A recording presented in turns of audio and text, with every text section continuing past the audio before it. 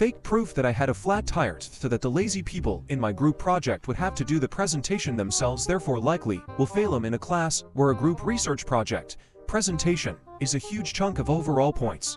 Everyone knows in group projects you always have that one slacker who doesn't do anything that you have to compensate for. However, I got stuck with possibly the worst 3 people to be in a project with in the class. The professor stated at the beginning that we were not allowed to contact him about people slacking in the group, and said to work it out amongst ourselves. Said that we were adults and that he wouldn't even respond to emails about it. I did the entire research, presentation, poster boards, etc., among many other annoying things myself.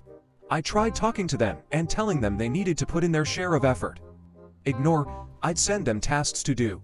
Ignored. I'd try to schedule meetings. They'd say they were coming and then leave me alone at the library.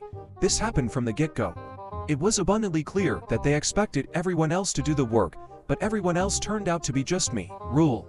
We couldn't have things 100% memorized word for word, and we couldn't read off of anything. We had to actually know the subject.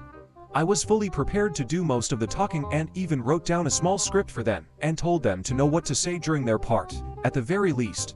The night before I told them we had to meet to at least go over the whole thing one time. Once again, none of them showed. At this point I'm livid and decide they can just do it themselves, which means they get up there, not know a damn thing to say other than the small info I gave them, and couldn't even bullshit anything because they did no research.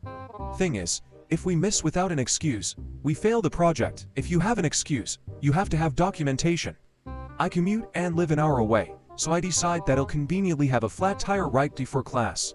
Went out and actually bought a tire so I could have the receipt to prove it. Emailed the professor, who said I can present by myself during his office hours. Turns out, they completely bombed, and not only probably failed a project, but since they're bad students might even make them fail the class.